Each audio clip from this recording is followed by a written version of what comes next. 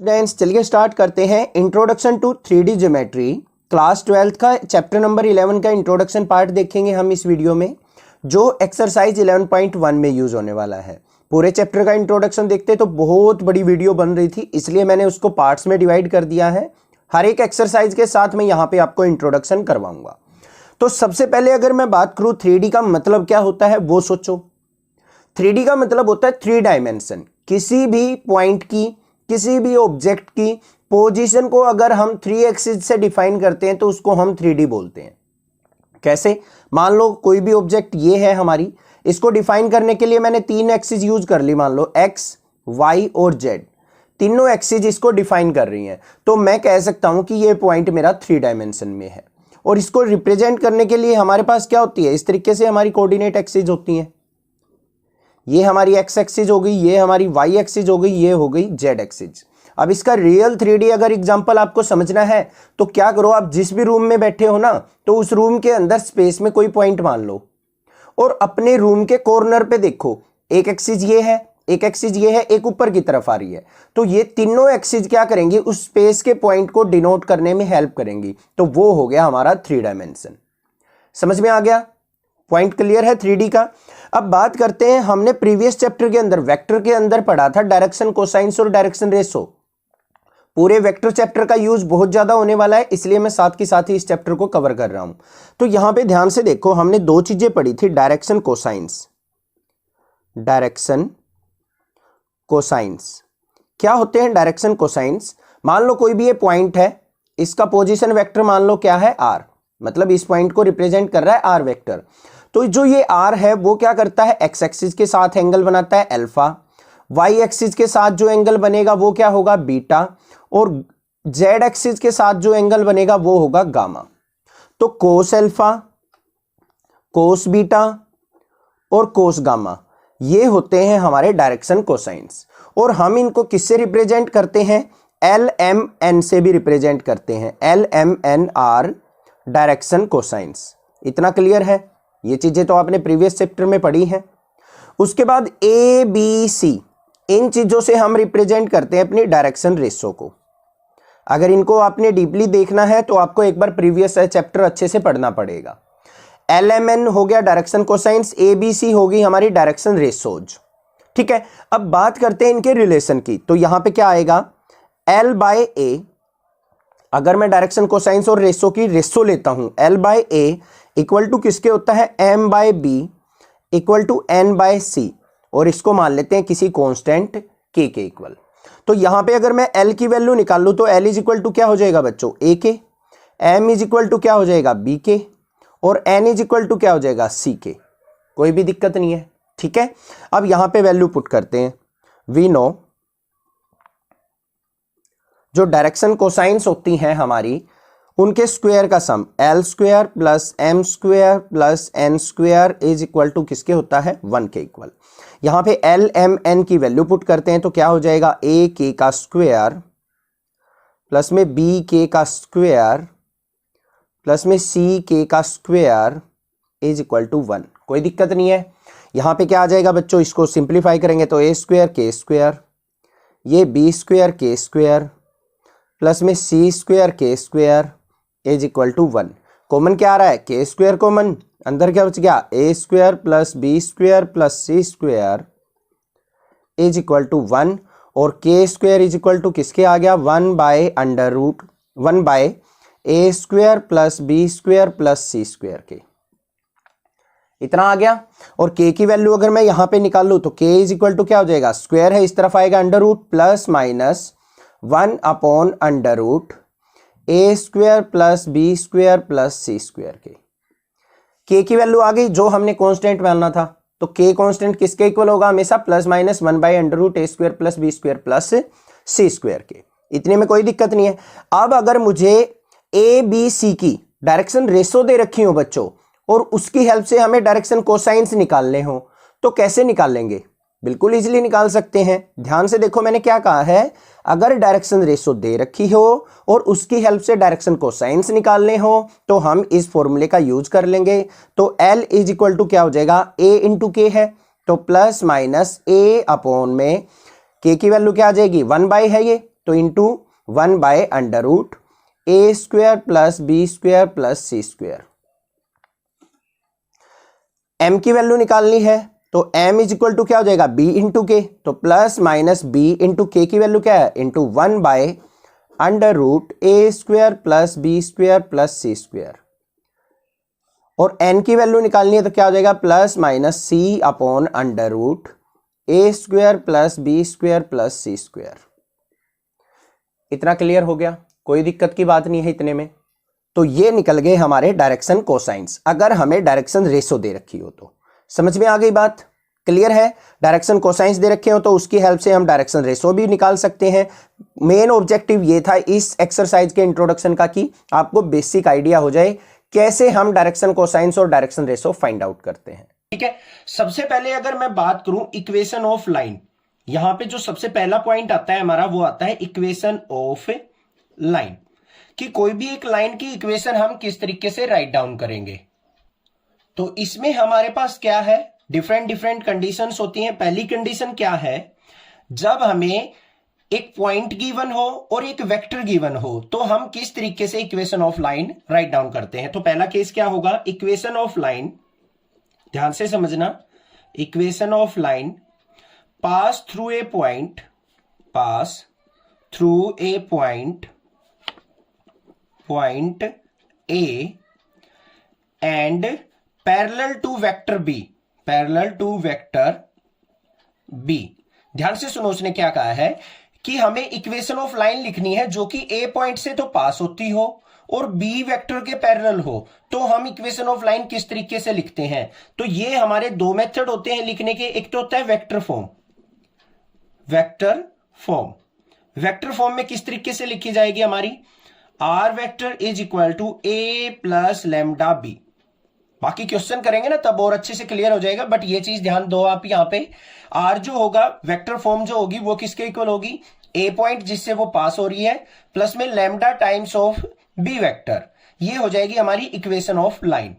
अगर इसे हमें कार्टेशियन फॉर्म में लिखना हो, किस फॉर्म में लिखना हो, कार्टेशियन फॉर्म में, तो हम किस तरीके से लिखेंगे। अब सबसे पहले मैं आपको बता दूं, कार्टेशियन फॉर्म का मतलब होता है कोऑर्डिनेट्स फॉर्म में, मतलब X axis, Y axis, Z axis का यूज करके हम इक्वेशन कैसे बनाएंगे।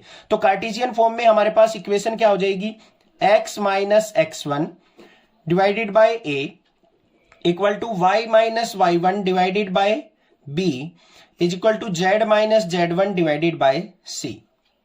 ये हो गई। यहां पे a b c क्या है, हमारी direction ratio, A B C जो है वो क्या है, डायरेक्शन रेशियोज।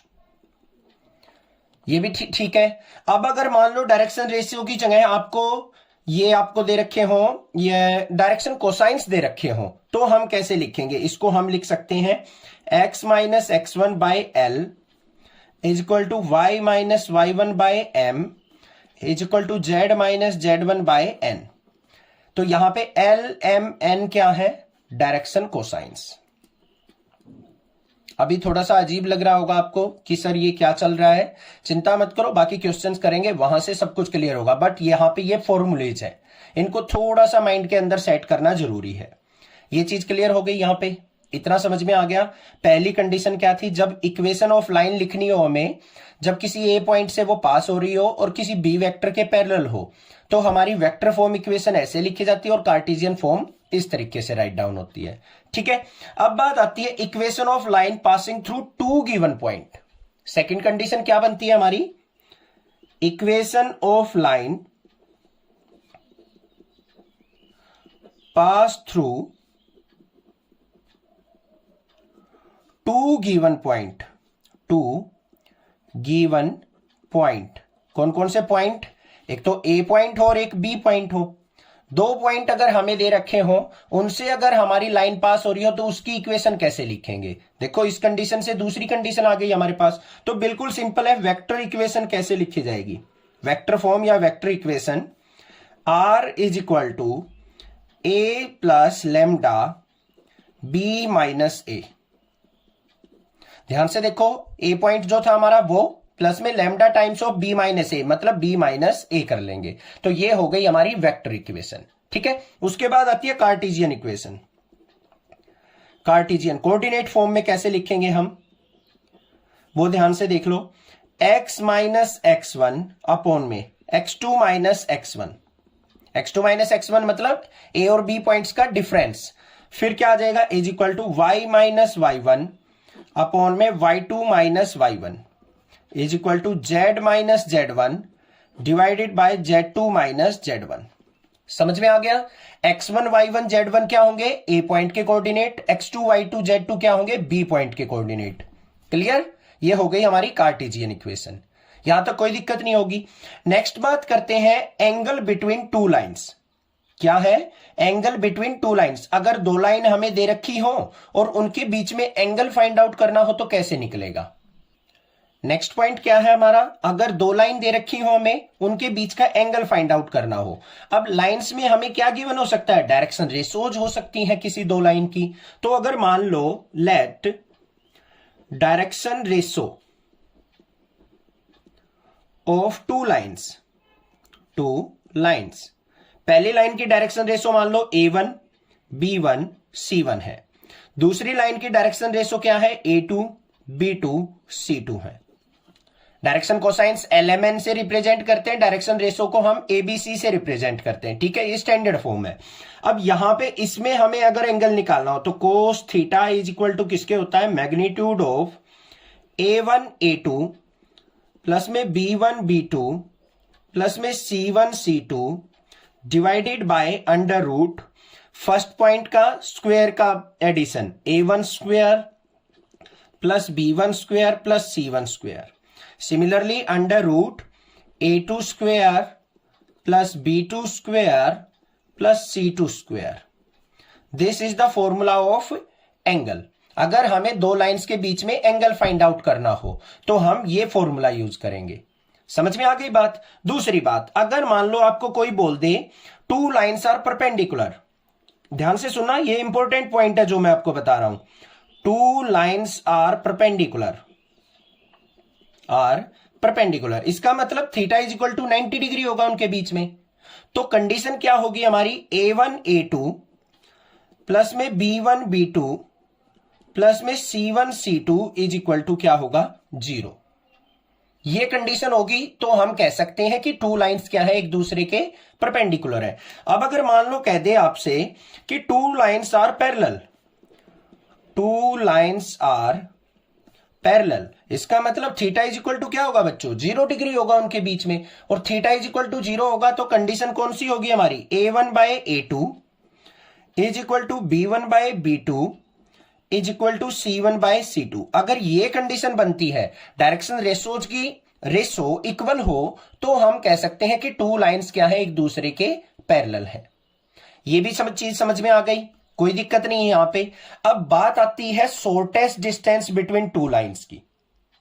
जो इस एक्सरसाइज में यूज होने वाला है टॉपिक, वो क्या है, shortest distance between two lines. वो और देख लेते हैं एक बार। अब यहां पे क्या है, मान लो आपको दो लाइन दे रखी है, R is equal to A1 plus lambda B1। ऐसे ही तो इक्वेशन ऑफ लाइन निकलती है हमारी, पहले स्टार्टिंग में ही इंट्रोडक्शन में देखा था। मान लो कोई दूसरी लाइन है, R is equal to A2 plus lambda की जगह मान लो कोई और कांस्टेंट है mu B2।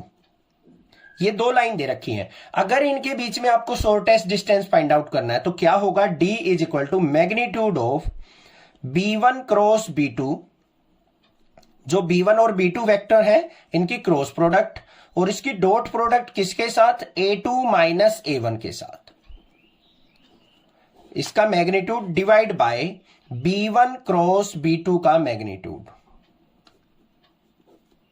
This is the formula, ठीक है। शॉर्टेस्ट डिस्टेंस क्या होगा हमारा, B1 cross B2 dot product A2 minus A1 के साथ divide by magnitude of B1 cross B2। इसका मॉडुलस क्यों लिया है, क्योंकि डिस्टेंस कभी भी नेगेटिव नहीं हो सकता, तो बाहर जो वैल्यू आएगी वो हमेशा पॉजिटिव होगी।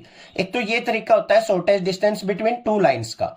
अगर दो लाइन हमें वेक्टर फॉर्म में दे रखी हो और उनके बीच में शॉर्टेस्ट डिस्टेंस निकालना हो बच्चों, तो कैसे निकलेगा, B1 B2 दोनों वेक्टर्स की क्रॉस प्रोडक्ट, डॉट प्रोडक्ट करेंगे A2 माइनस A1 के साथ और डिवाइड करेंगे B1 क्रॉस B2 के मैग्नीट्यूड से। Then this is the distance between two lines. Clear है।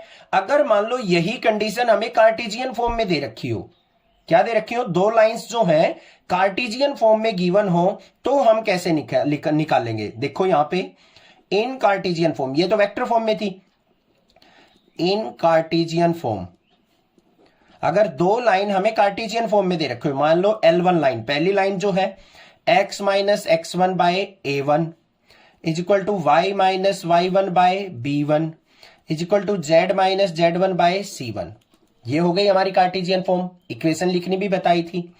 L2 लाइन मान लो क्या है, x minus x2 by a2 y minus y2 by b2 is equal to z minus z2 by c2। a1 b1 c1 a2 b2 c2 क्या है, direction ratios. अगर मान लो ऐसे दे रखा हो तो हम किस तरीके से शॉर्टेस्ट डिस्टेंस फाइंड आउट करेंगे, उसका फॉर्मूला देख लो। d इज इक्वल टू क्या होगा, मैग्नीट्यूड ऑफ, इस तरीके से ऊपर क्या आ जाएगा यहां पे x2 minus x1 y2 minus y1, ये फॉर्मूला थोड़ा सा डिफरेंट है और थोड़ा सा डिफिकल्ट है, z2 माइनस z1, और यहां पे हमारे पॉइंट्स आ जाएंगे a1 b1 c1, फिर a2 b2 c2, जैसे हम डिटरमिनेंट में सोल्व करते थे इस तरीके से। और डिवाइड में क्या आ जाएगा इसके, अंडर रूट, इसको हम हाइड करेंगे तो b1 की c2 से मल्टीप्लाई, माइनस में c1 की b2 से, इस तरीके से। तो b1 c2 minus b2 c1 इसका स्क्वायर, फिर प्लस में इसको हाइड करेंगे तो c2 की a1 से मल्टीप्लाई होगी, तो क्या हो जाएगा a1 c2 minus c1 a2 का होल स्क्वायर, फिर प्लस में इसको हाइड करेंगे तो क्या बचा हमारे पास, ये पॉइंट बच गए a1 a2 b1 b2, इनकी मल्टीप्लाई करेंगे तो क्या हो जाएगा a1 b2 माइनस में a2 b1 का whole square. This is the formula. ये होगा शॉर्टेस्ट डिस्टेंस का फॉर्मूला अगर कार्टेशियन फॉर्म में इक्वेशन दे रखी है। ठीक है, ज्यादा घबराना मत, कहीं ये सोचो सर यहां से कुछ समझ में नहीं आया, बाकी क्वेश्चन करेंगे ना सब कुछ क्लियर करूंगा, बेफिक्र रहो। ठीक है, ये हो गई हमारे पास इक्वेशन। एक फॉर्मूला और बच गया हमारा, वो भी लिख लेते हैं एक बार। Distance between parallel line, distance between parallel lines, अगर मान लो आपको कोई दो पैरेलल लाइंस दे रखी हो, उनके बीच में डिस्टेंस निकालना हो तो कैसे निकलेगा। मान लो एक वेक्टर ये है r is equal to a1 plus lambda B, दूसरी जो इक्वेशन है वो क्या है a2 प्लस म्यू बी। अब ये पैरेलल कैसे हैं, देखो दोनों के वेक्टर सेम है ये, तो ये इक्वेशन क्या है, दोनों एक दूसरे के पैरेलल। तो इसमें शॉर्टेस्ट डिस्टेंस कैसे निकलेगा, d equal to magnitude b cross a2 minus a1, a2 minus a1 के साथ cross product divided by magnitude of b vector. ये हो गया हमारा शॉर्टेस्ट डिस्टेंस। क्लियर है, फॉर्मूले आपको क्लियर हो गए होंगे। कोई भी दिक्कत किसी प्रकार की लगे तो आप मुझसे जरूर पूछें, मैं आपकी हेल्प जरूर करूंगा। बाकी क्वेश्चन करेंगे, पूरी एक्सरसाइज ध्यान से नेक्स्ट क्लासेस से कंटिन्यूअसली पढ़ो, आपको सारे चैप्टर क्लियर होंगे, ये मेरी गारंटी है। ठीक है, आपको थोड़ा सा संयम रखना पड़ेगा, इतना आसान नहीं है 12th का सिलेबस की जितना आप सोच रहे हो कि बहुत इजीली हो जाएगा। थोड़ी सी मेहनत आपको एक्स्ट्रा करनी पड़ेगी, क्वेश्चन को सोल्व करना पड़ेगा, फॉर्मूलेज को राइट डाउन करके आपको प्रैक्टिस करनी पड़ेगी, तभी आपको याद रहेंगे। ठीक है, बाकी मेरे पे छोड़ दो, मैं पूरा सिलेबस आपको बहुत अच्छे से कराने वाला हूं। चैनल को सब्सक्राइब कीजिए, लाइक कीजिए और ज्यादा से ज्यादा शेयर कीजिए। Thank you students for your love and support for next classes. Thanks.